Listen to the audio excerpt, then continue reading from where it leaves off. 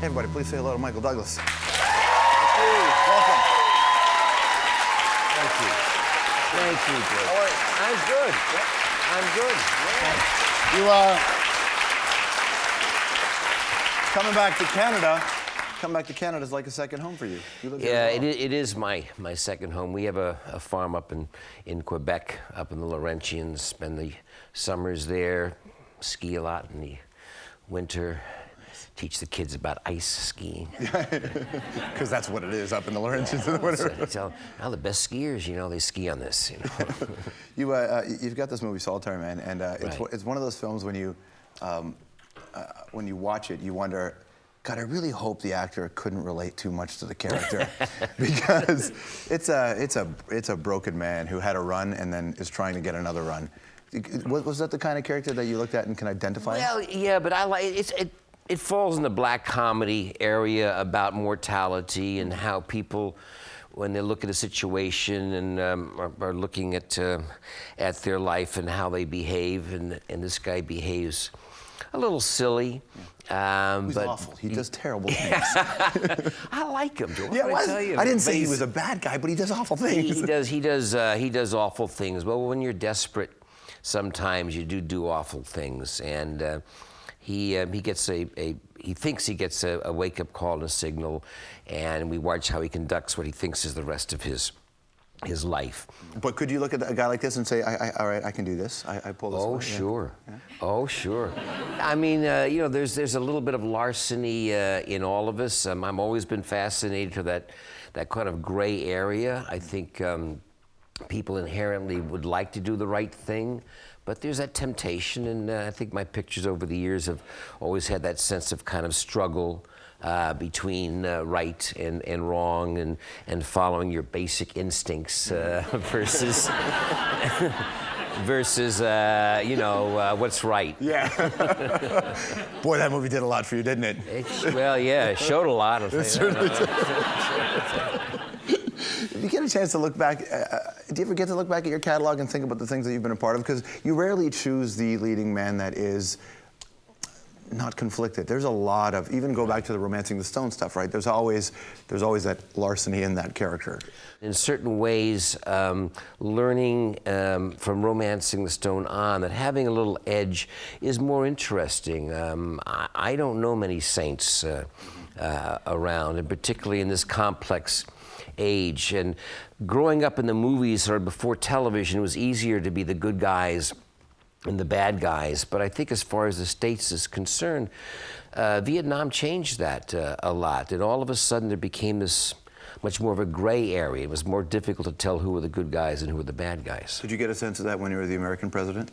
Where you could just look and say, I'm the president of the United States of America? Well, that was a treat, of course, because as president, I knew how the movie ended, right. Which is, unfortunately, our premiers and prime ministers and presidents don't have that luxury and ability. You were a supporter of Obama. Did you ever get to tell him what it was like to be the president? Because you did it before he did. No, I didn't. But I had the lovely experience on that picture was in the movie.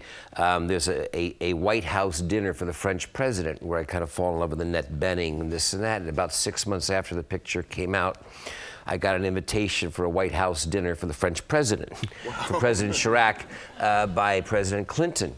And you go in for a receiving line in the White House before dinner, and you go up before President Clinton and President Chirac, and President Clinton said to me, "Hello, Mr. President." And he said, "I've always wanted to do this in the White House line." He said, "Here, you stand up here next to Jack." Yeah. So, "Hello, Mr. President." And President Clinton got in line. He came through and went, "Hi, Mr. President." And I had these series of pictures which are, obviously priceless. That's fantastic. You're remaking Wall Street too, right? But I want to get to that in a second. I want to go back to Solitary Man, because one of the things that if anybody's watched your films throughout your career, the little sidebar kick that people can get out of watching this is it's you and Danny DeVito in scenes again. Right. And you used to room with DeVito, didn't you? Danny DeVito was my roommate. Yeah, we met each other in summer theater, and then in '69 became roommates in New York. It was a little bit of Felix and the Odd Couple. Yeah. I won't tell you who's the messy one, but then we've always been good friends. And then he was actually the first. I produced One Flew Over the Cuckoo's Nest, and he was the first guy hired for it, and then we went on, and he helped me out wonderfully in Romancing the Stone, Jewel and Nile, and then he directed The War of the Roses, which is a great picture. And I think we share that same kind of dark kinkiness, black humor. I was probably in my late teens when I saw War of the Roses, and I thought, I'm never getting married. No thanks, pal. I don't like how this turns out. A lot of people had that reaction. Yeah, I can imagine. And when the economic thing hit, more and more people had to actually share houses because they couldn't afford separate ones, and that whole division of the house, I've got more square footage. So now you're doing Wall Street again. And I mean, Gordon Gekko at the time when that movie first came out, people had actually still looked at Wall Street as a place to go. Wall Street meant a lot. Wall Street means a lot now, just mostly 4-letter words and not cash. People are pissed at Wall Street. How did this come together where you and Oliver Stone said, let's make a remake or a sequel? Well, the Ed Pressman, the producer originally, and the studio Fox sort of thought about it, and we thought we had done the penultimate in 86, 87 at that time, but granted the last couple of years have been pretty extraordinary. So they sort of developed a script and they showed it to Oliver. Oliver said, yeah, I could dig this. This is really a reflection of the time. And so we put it together, and Shia LaBeouf is coming in. I think Charlie Sheen may have a little guest appearance. And we're excited, but it's been such a good reflection on Canada that they've weathered through this so well, and that your banking system didn't become hedge funds as the States did, and it's a great time for Canada. I mean, you're a politically active guy in that you're motivated. You vote. You take this seriously. Right. So how do you look at what the current president has to face, and there's so much debate down there. Well, he's taken on a whole program, but why not? In terms of all of the different issues, without sounding like a total sycophant for Canada, but having a home up here and spending time. This is one of the most extraordinary boundaries in the world that's ever existed in terms of two nations in having such a long boundary, and it's a treat. And it's nice to see, amongst other things, President Obama not taking it for granted, much more than I think a lot of other U.S. presidents. But yes, I work with the United Nations. I'm a messenger of peace. I focus on the disarmament area. Do they give you doves? As a messenger of peace, do you get to? Well, I got a little dove pin. Okay, yeah. Right. I'm not a magician. I don't go. Here we pull them out of the things. You just hand doves to world leaders. As a matter of fact, George. You mentioned Shia LaBeouf and Carrie. When you first did Wall Street with Oliver Stone, it's a complicated director to work with. And that was the movie, I think, people obviously you got the Oscar and everybody talked about it. That was the movie where you arrived. Right. And so you probably had to help Charlie Sheen through working with a guy like Oliver in this picture. But what about Shia and Carrie? Do you have to help them navigate an Oliver Stone set? Well, I think you can be helpful, in terms of working with someone as talented and as good as Oliver.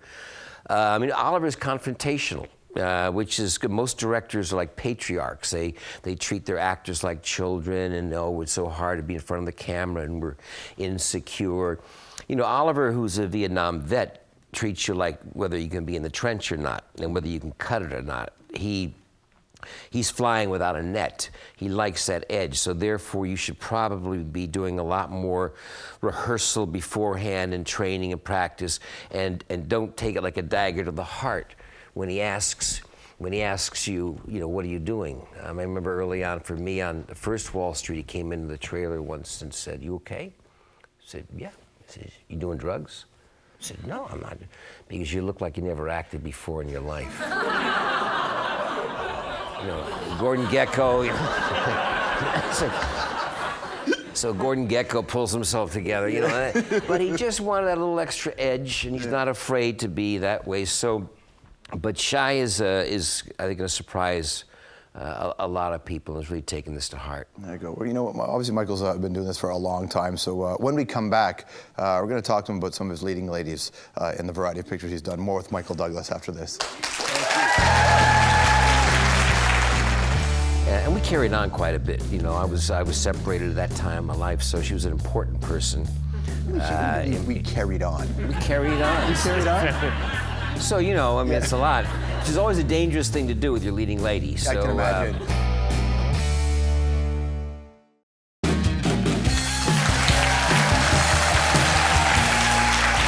back here on the hour hanging with Michael Douglas. He's got a new movie called Solitary Man. And, you know, it's funny, in Solitary Man, you despite all your characters' development issues, you get to subtly play a mentor in one way to this younger actor. And then I actually started thinking about your early days. I remember Streets of San Francisco and Carl Malden. We just lost Carl Malden.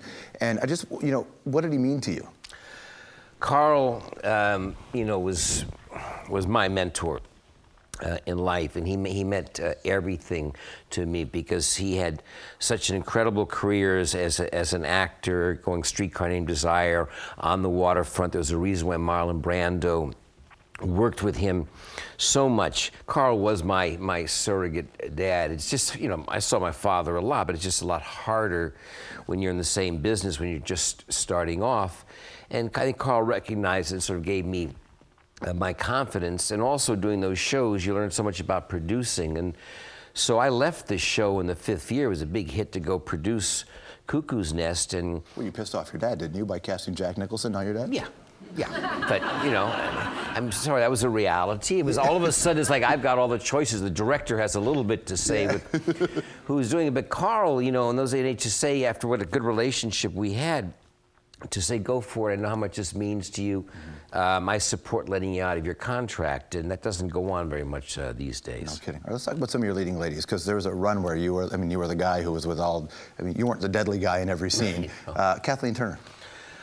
Well, Kathleen, I owe so much to, because Romancing the Stone, which is the first picture we did together, was an extraordinarily difficult film. It's one of those you made to look easy, but we were down there in Mexico, and the rain, the mudslides were real, and I was producing the picture. And her patience of the fact that I was not there all the time in terms of as an actor, because I was dealing with this romancing Kathleen, and they said, Michael, you know, we're stuck, the trucks can't get through, and excuse me, Kathleen, and so this, and then dealing with that. So she was a real team player, and I don't know anybody else who could do it. And we carried on quite a bit. You know, I was separated at that time in my life, so she was an important person. We carried on. We carried on. You carried on? So, you know, I mean, it's a lot. Which is always a dangerous thing to do with your leading lady. So, I can imagine. Speaking of, Sharon Stone. Sharon was fantastic. It was just so great to see. You know, we try to get a lot of actresses for Basic Instinct, but Paul Verhoeven, the director, you know, in his subtle way when he would talk to these actresses, yeah, there'll be nudity, huh? Lots of nudity, you know. So these actresses, you know, in that European way. So, you know, Sharon, as it turned out, was the best choice possible, although she wasn't the first, and the picture made her career. Finally, and I don't know if you remember working with her, Catherine Zeta-Jones. Well, I never had. I mean, I was at a screen and I saw Zorro, and I went, whoa, who is this? You know, I mean, for me, it hadn't been since maybe Julie Christie. I saw someone on screen, and then I met her actually on The Perfect Mirror at a film festival, and said, see if I can, you know, if I can meet her, and that was that. And unfortunately, the only picture we did together was Traffic with Steven Soderbergh, but we were sort of in different parts of the movie. So probably someday soon we'll do a picture together. You got something in your head? I do, actually. I have in the spirit of Romancing the Stone, but you know, there's a thing about married couples on screen that doesn't interest audiences very much. They like more the idea of the chemistry, and so I think I'd be the kind of the villain and have her with some young stud muffin, you know, gorgeous guy, make me kind of jealous, like leaning over, you know, looking at, you know, like he may really kill her. He may really kill this guy, you know. So that would be more interesting. Nice. You should check out Michael's new film. It's called Solitary Man. If you're married and you're having trouble in your marriage, just please don't watch it with your partner, okay? Watch it alone. Michael Douglas, everyone. Thank you. Thank you so much. We'll be right back. Thank you.